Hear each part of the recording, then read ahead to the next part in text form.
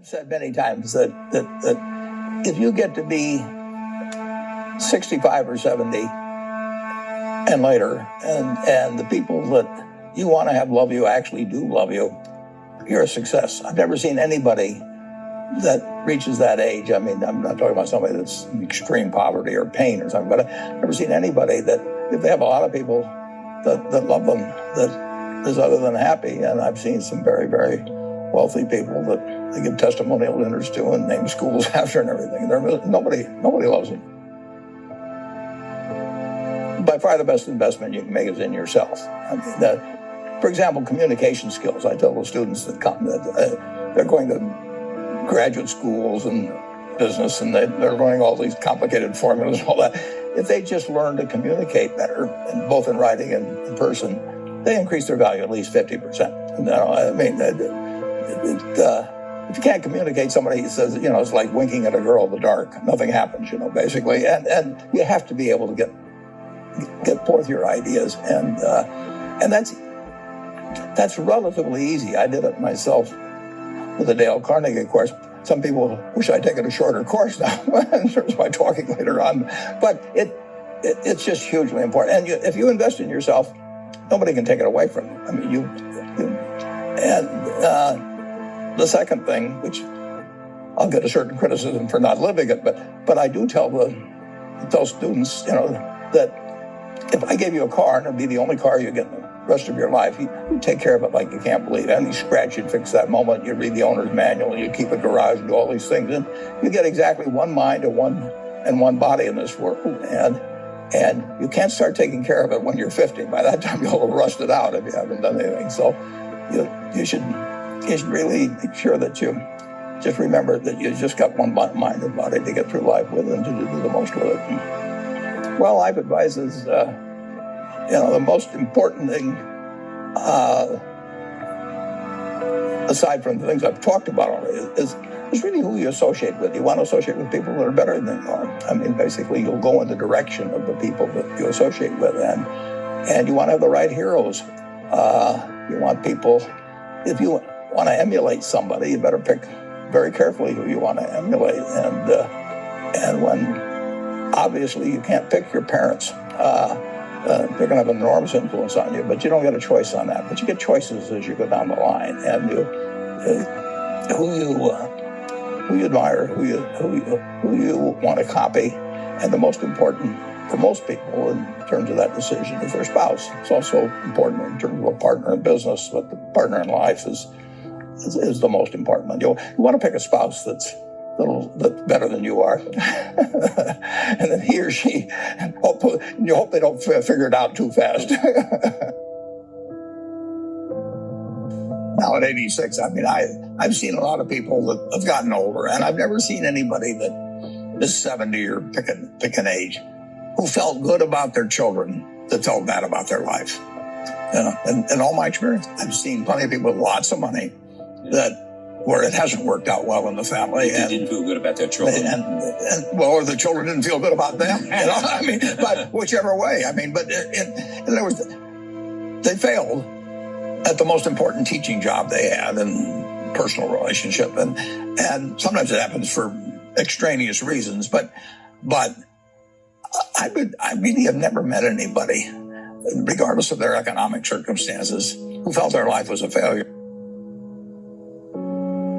And I knew one fellow was extraordinarily rich. He put a lot of money in his kid's name. He didn't want them to have any control over it. Once a year, he would have dinner with them and try and get them to sign their income tax return in blank. Now, just imagine that, with, in this case, 4 kids, none of them, he wanted to have enough confidence in them or to have, it's just crazy. I mean, he would woo them during this dinner and they knew exactly what was going on, and once a year, and then he'd bribe them sort of to sign their income tax return in blank so he could file and they wouldn't know what they had. I mean, that when you have adults, I've seen just time after time when people have been successful. I've seen plenty of the other two, but successes in business, a failure, and I don't think they feel that good about life. Most greatest satisfaction is just staying in good health. I mean, when you're 86, I mean, you look at this a little differently. I mean, I enjoy every day. The problem of trade is that the benefits are diffused and invisible. So you don't walk in and buy a pair of shoes or some underwear or anything, and it says you just saved 12% because this was purchased somebody. So 320 million people are buying things. The bananas come from they're buying things cheaper than they would otherwise. But the harmful effects, taking somebody out of a job they've had for 25 years when it's too late to retrain them or anything, they're very specific and terrible. Now, what you want to figure out a way is to keep the societal benefits and take care of the people that really are they're the roadkill, basically, in this. And there will be roadkill. I mean, there's no sense kidding yourself. I mean, we started with a textile mill at Berkshire. Half our workers only spoke Portuguese. They worked in hot conditions, loud conditions, and they spent 20 or 25 years on looms. When textiles moved elsewhere, their lives, economic lives, were ruined. And that is going to happen. That is part of trade. And the benefits, whether somebody buys whatever textiles we were turning out, handkerchiefs or anything, they may buy them a little cheaper. And we've got to keep the trade benefits everybody, us and them. As a society, it penalizes certain people terribly. And we've got to take care of the people that are getting hurt because we've got the resources. And take care means what? It means that somehow you have to have some kind of, you got to have retraining and all that when that's feasible. But it isn't feasible when you only speak Portuguese and you're in New Bedford and you're 55 years old and you spent your whole life on a loom. You've got to make sure that person has an income that's commensurate. We can do it as a society, and we don't want to let the individual case prejudice against trade benefits everybody, but we also don't want to say because everybody's benefited, to hell with this guy. We're rich, we can afford that, and we should do it, and that's how we'll get a good trade policy.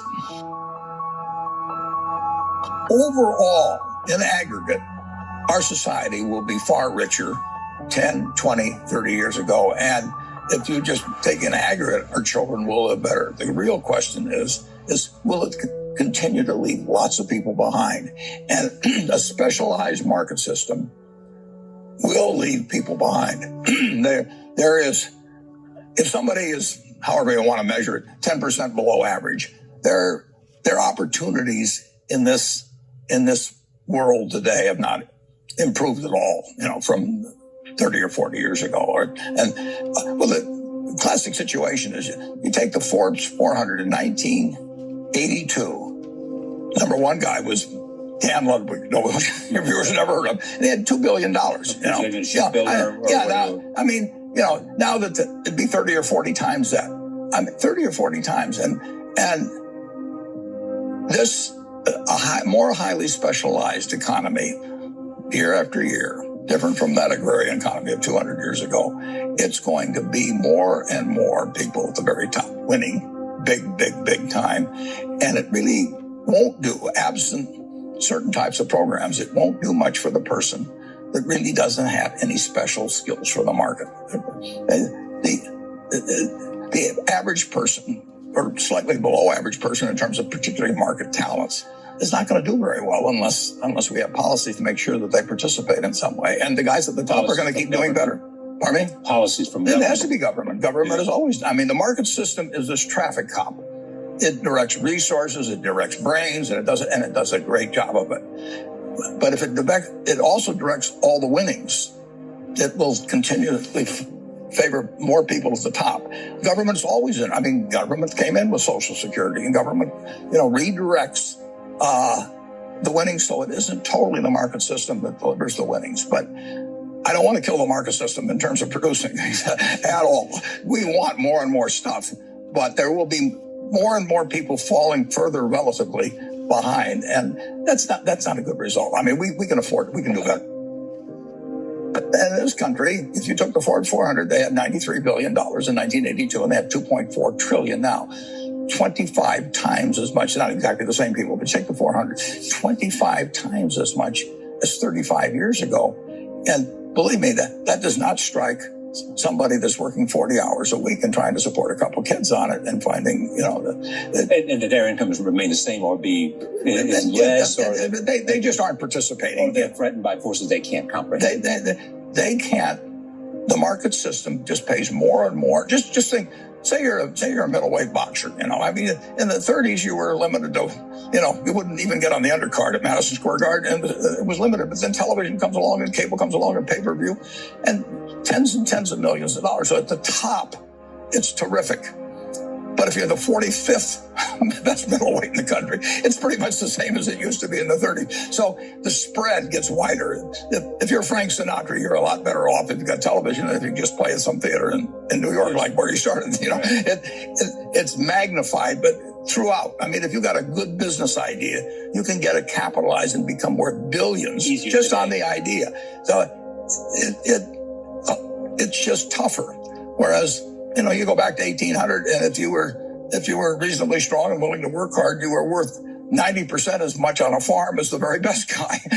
It just, the differential, and it'll keep widening. The market system will push it in that direction. But government is there to... What would you change if you could? Well, I would change the earned income tax credit big time. Yeah. I am where I am. Not by myself at all. I mean, there's 320 million Americans out there, and there's a lot of crosses over at Normandy and everything else,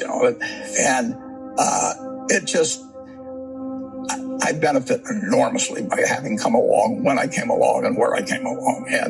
And some people did, and some people didn't. And there's nothing wrong with a market system that rewards anybody that makes life better for millions of people. They want to get enormously rewarded, but you got to take care of the people that just don't fit well into that particular niche. I mean, if this country paid off based on athletic ability, I mean, I could study 8 hours a day and have all these going, and I'm still gonna, like get in the ring or something like that, and 10 seconds later I'm on my back, So the talents that get rewarded in the market system are important because they bring us more of the goods and services that the country wants, and they make all kinds of improvements in how we live. Just incredible. But they leave people behind, and it won't be solved simply by education. A 2% growth rate, if we have a little less than 1% population growth, which we probably will, in one generation, 25 years now, people have kids a little later, will add 19,000 per capita, family of four, 76,000 to real GDP. So there will be family of four, on average, there would be 76,000 more stuff per family of four in one generation. I mean, we are going to have more, and the goose is going to keep laying more golden eggs. I mean, and we've got a wonderful system.